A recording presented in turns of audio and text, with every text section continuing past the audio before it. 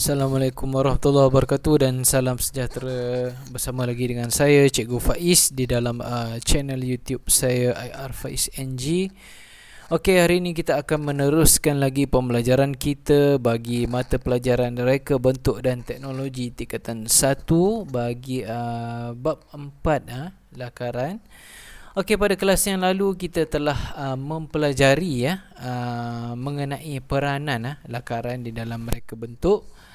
Baik, pada hari ini kita akan mempelajari mengenai teknik lakaran pictorial. Ini adalah salah satu subtopik di dalam bab 4 untuk mata pelajaran Reka Bentuk dan Teknologi tingkatan 1. Baik, sebelum tu apa khabar semua? Jadi cikgu harap anda berada di dalam keadaan yang baik dan sentiasa diberikan kekuatan untuk meneruskan sesi PDPR ini. Okey, sebelum itu cikgu harap kamu telah bersedia dengan lembaran buku teks kamu dan kamu boleh buka pada muka surat 74.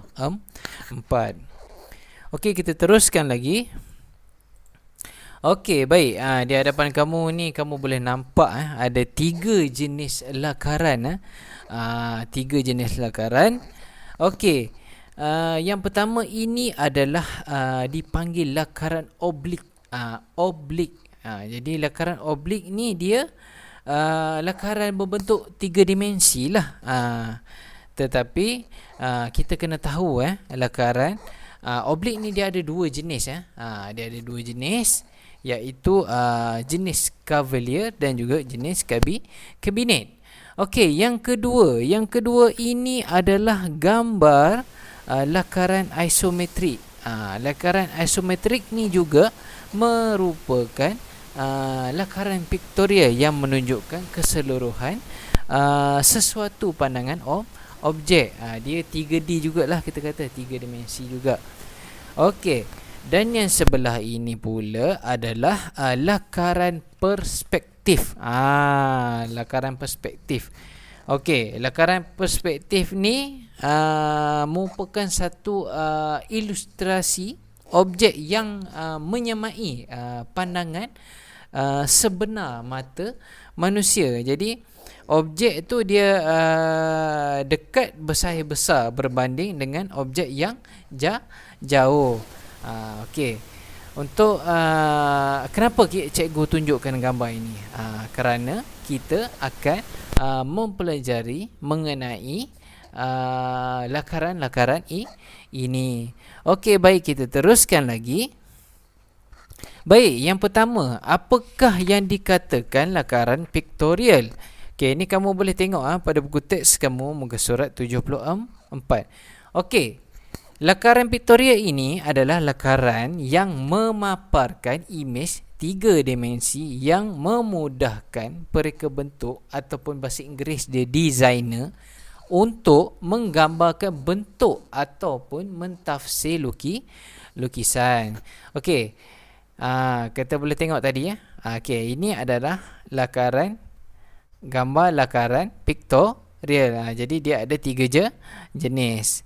Okey, ada 3 teknik lakaran. Yang pertama adalah oblik, yang kedua adalah isometrik dan yang ketiga adalah perspektif. Okey, ini selalu ditanya dalam soalan. Jadi kamu kena tahu.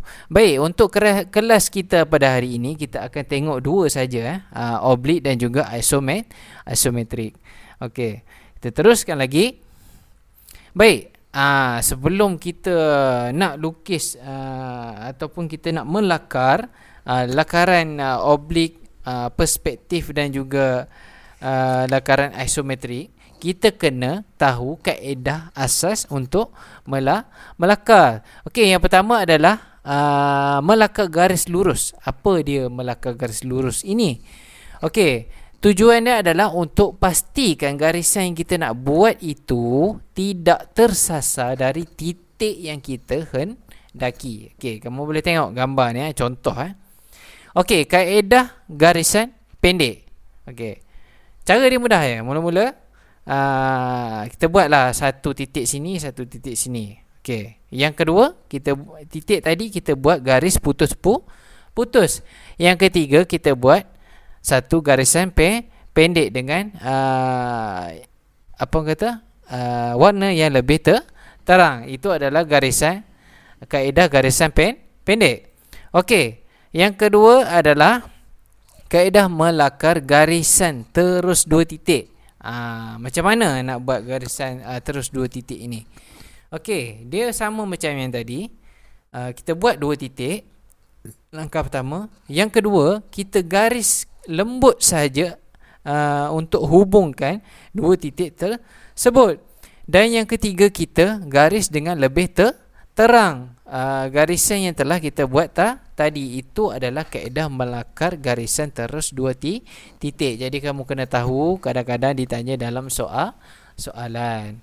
Okey, seterusnya, apakah lakaran oblik? Okey, lakaran oblik ni dia adalah lakaran 3 dimensi.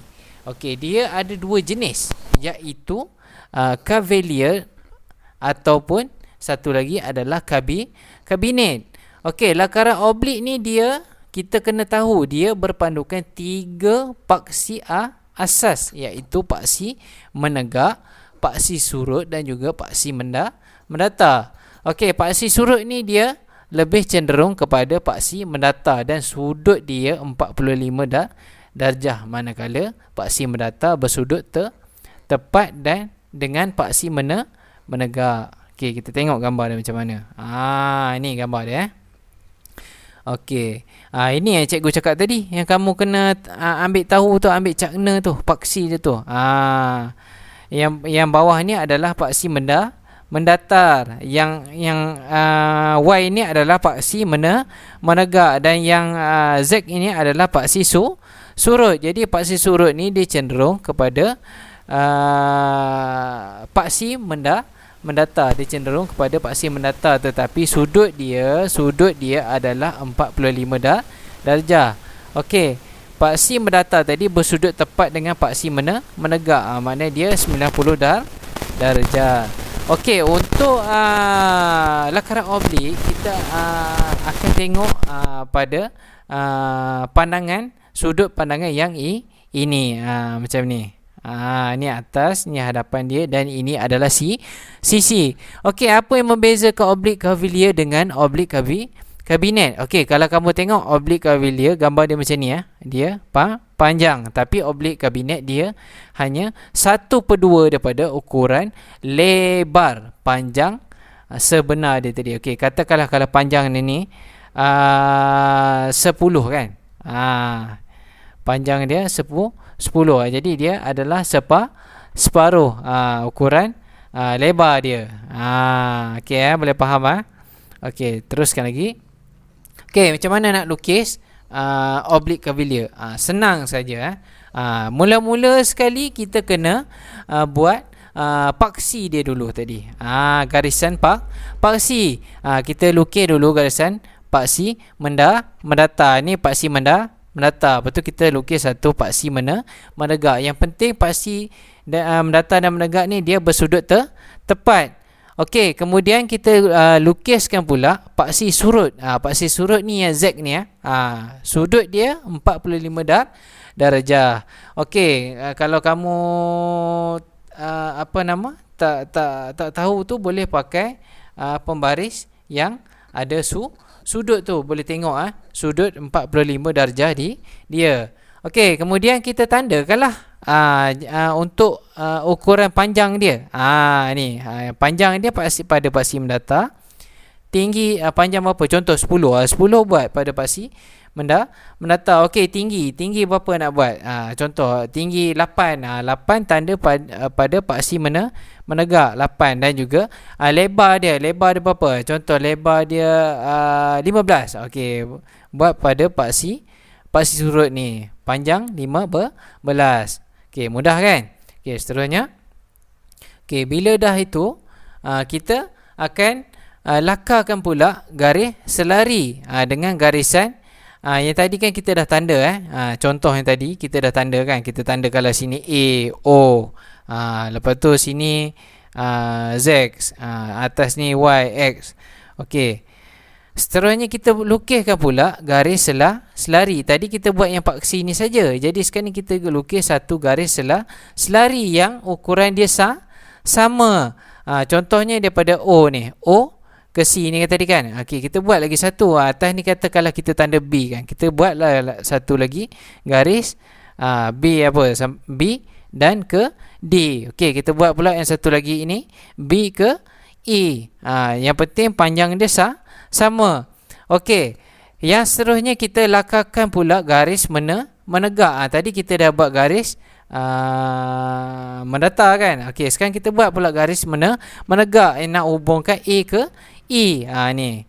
A ke E. Lepas tu kita buat pula C ke D. Okey, sekarang ni kita dah nampak dia punya gambar objek. Okey.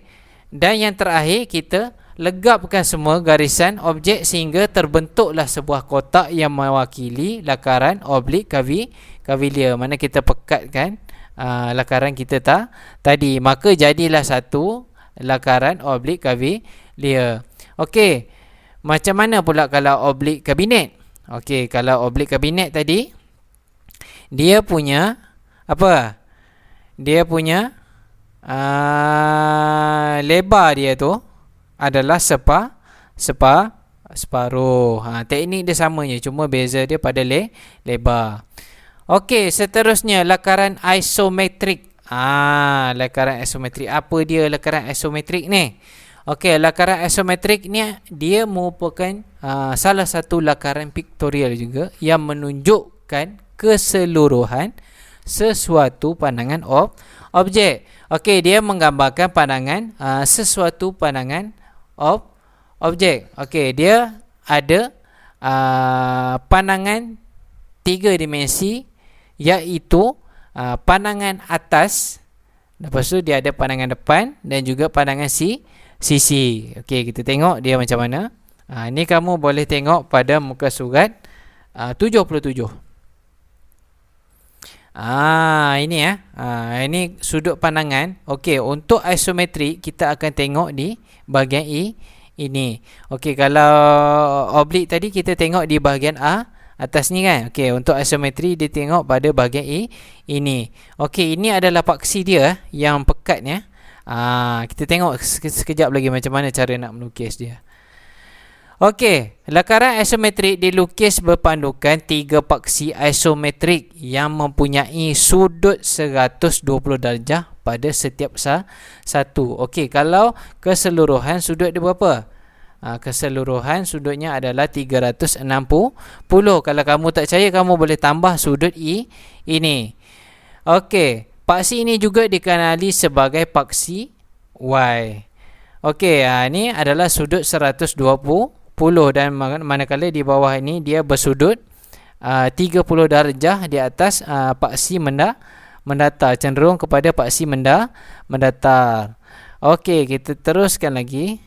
Sebelum tu cikgu nak tanya, benda ni duduk di mana? Kalau kamu tahu, kalau kamu tahu.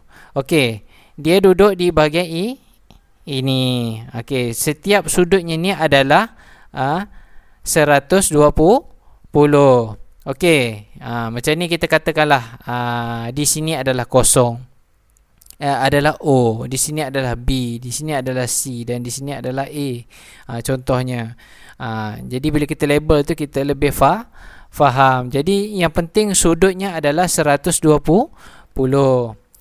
Okey, kita tengok bagaimana langkah melakak isometrik dari pandangan atas. Dari pandangan atas. Pandangan atas adalah pandangan pelan. Jadi kita nak lukis yang ni. Kita tengok contoh dia macam mana. Okey. Lakarkan paksi isometrik dari pandangan atas. Tandakan ukuran tinggi objek dengan huruf A pada paksi Y. A pada paksi Y. Yang paksi tegak ni kita panggil paksi Y.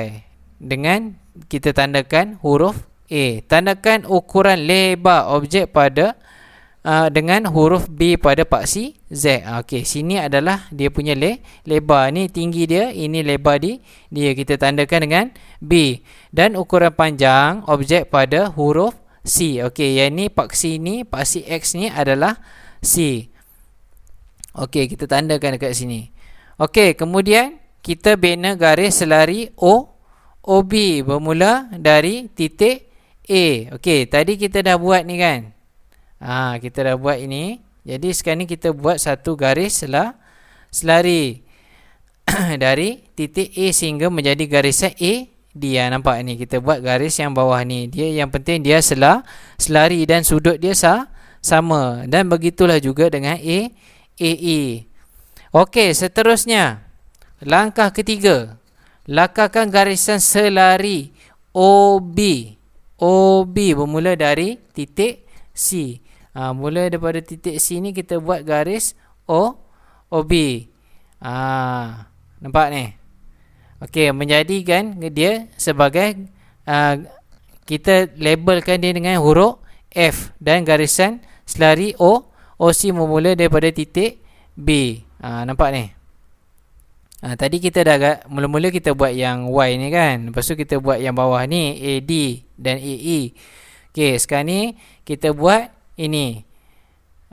Garis yang ni. Garis yang ni dia bersilang dan kita tandakan dengan F. Okey, yang keempat. Yang keempat kita buat pula garisan tegak di bawah ini. Yang menghubungkan C dengan E ni, B dengan D. Nampak? Sekarang ni dia dah ada bentuk seperti sebuah kotak. Okey, kemudian kita hitamkan lagi, pekatkan lagi garisan-garisan tadi sehingga mewakili lakaran isometrik. Maka jadilah sebuah kotak.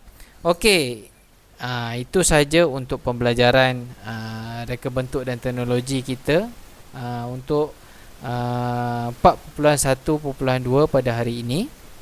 Okey, kita akan sambungkan lagi dengan lakaran perspektif pada kelas yang akan datang. Okey, kepada pelajar cikgu, sila lengkapkan tugas yang telah cikgu berikan. Jika kamu faham dan minat dengan video cikgu, jangan lupa like dan subscribe channel cikgu ini. Okey, semoga kita berjumpa lagi pada kelas yang akan datang. Terima kasih. Bye bye.